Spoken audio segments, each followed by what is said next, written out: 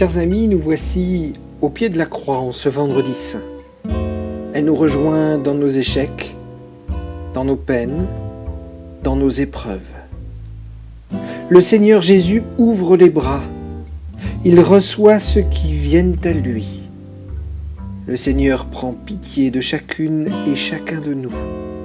Il demande une fois encore le pardon de Dieu pour ceux qui le méprisent et le crucifient. Il s'abandonne entre les mains de Dieu et nous invite tous à la confiance du cœur.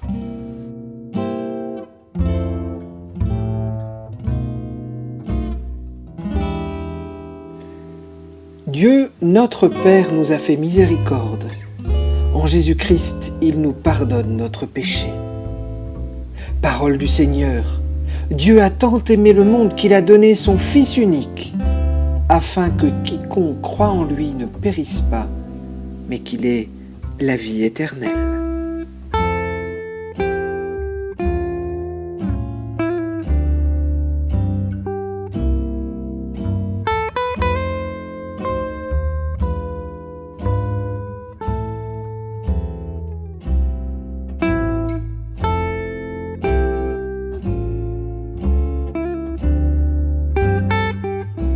Seigneur notre Dieu, nous savons que tu nous aimes sans mesure. Tu n'as pas refusé de livrer ton Fils à la mort sur la croix, mais tu l'as donné pour sauver le monde. Aujourd'hui encore, montre-nous ton amour et accorde-nous de suivre ton Fils Jésus-Christ dans le mystère de sa Pâque, lui qui est béni pour les siècles des siècles. Amen.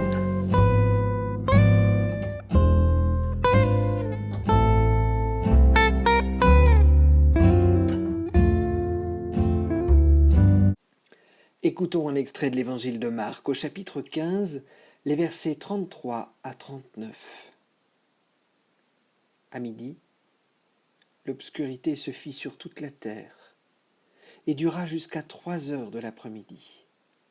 Et à 3 heures, Jésus cria d'une voix forte « Eloi, Eloi, lema sabachthani » ce qui se traduit « Mon Dieu, pourquoi m'as-tu abandonné ?» Quelques-uns de ceux qui étaient là l'entendirent et s'écrièrent « Écoutez, il appelle Élie !» L'un d'eux courut remplir une éponge de vin aigre et la fixa au bout d'un roseau. Puis il la tendit à Jésus pour qu'il boive et dit « Attendez, nous allons voir si Élie vient le descendre de la croix. » Mais Jésus poussa un grand cri et mourut. Le rideau suspendu dans le sanctuaire se déchira en deux, depuis le haut jusqu'en bas. Le centurion qui se tenait en face de Jésus vit comment il était mort et dit « Cet homme était vraiment fils de Dieu. »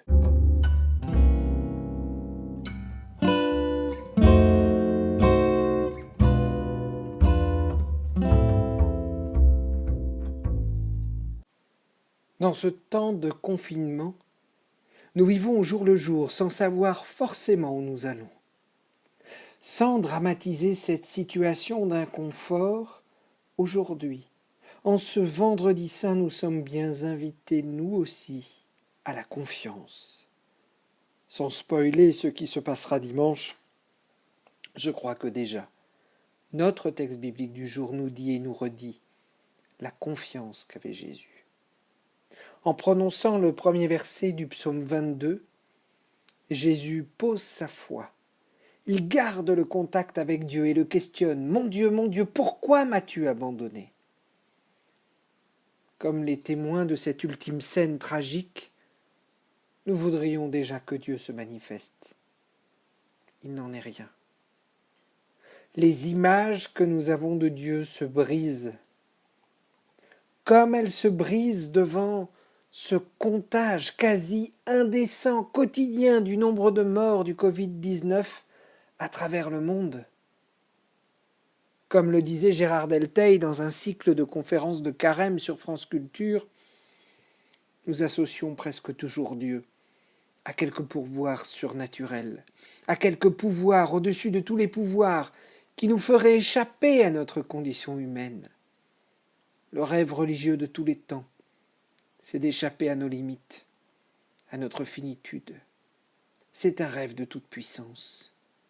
Mais ici, dans notre texte de l'évangile de Marc, dans cet épisode bien connu de la croix, Dieu se dit dans la faiblesse, non dans la puissance, dans la nuit, non dans la clarté, dans la peur et la révolte, non dans l'apaisement. C'est l'absence qui est trace de la présence. La mort de Jésus exorcise toute image de Dieu qui ne serait pas celle d'un amour allant jusqu'à l'extrême du don. La théologie chrétienne, dit en substance Luther, n'a pas son origine sur les hauteurs, mais tout en bas, au plus bas des profondeurs. Elle s'arrête à cette figure du crucifié, parce qu'ici Dieu se dévoile comme celui qui assume l'indicible de la souffrance humaine, toute cette souffrance qui n'a de sens et qui n'aura jamais de sens. Le récit de Marc nous laisse devant la croix, comme devant une énigme. Il n'impose rien, il ne ferme rien, il place chacun, chacune devant cette parole et devant ce silence. La suite, c'est finalement à nous de l'écrire, de l'exprimer, et peut-être même de la proclamer. Oui, quelle est notre foi? Que disons-nous de ce crucifié? Rappelez-vous les paroles du centurion romain à la mort de Jésus.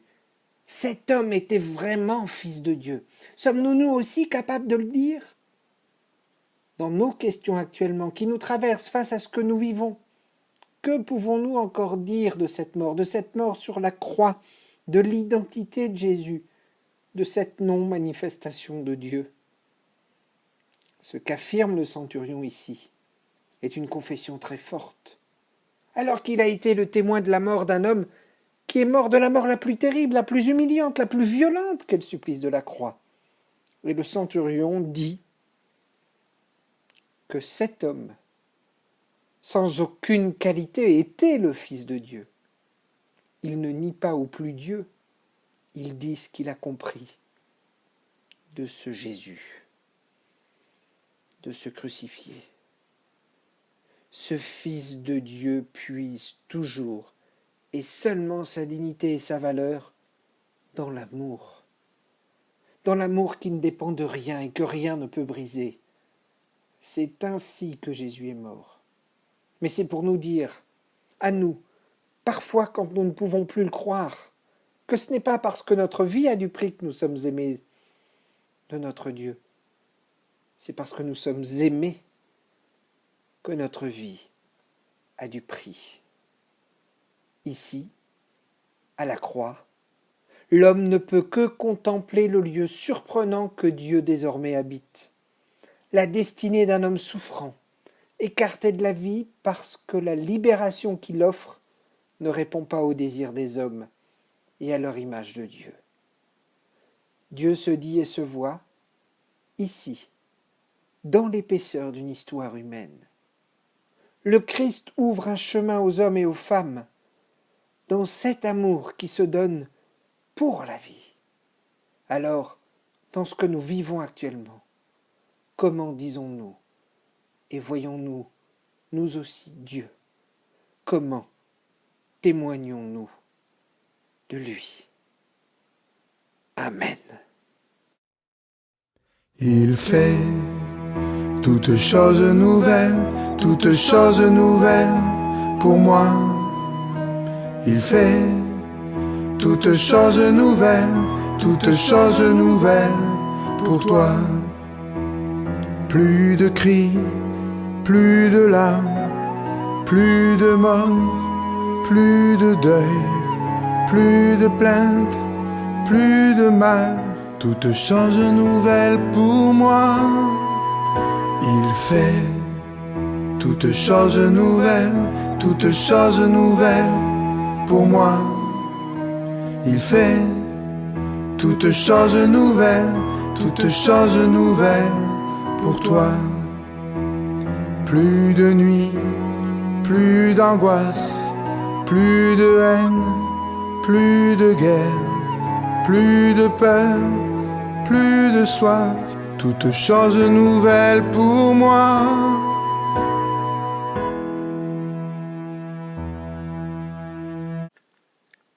Seigneur, source de vie, aide-nous à transmettre jusqu'aux recoins les plus sombres de ce monde l'espérance qui vient de ta croix.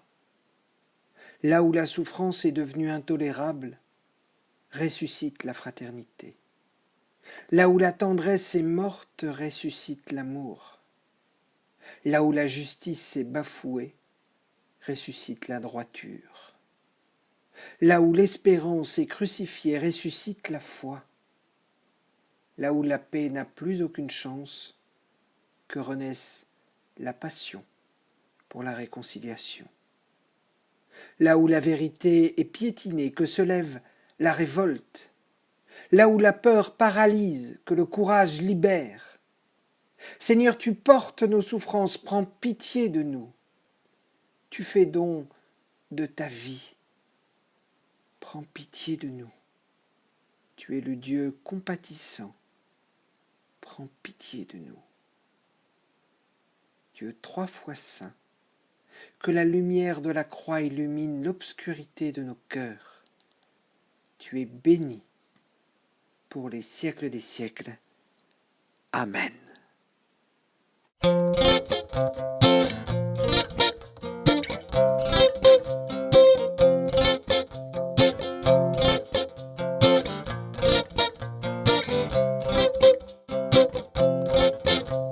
Rien ne pourra jamais nous séparer de l'amour donné.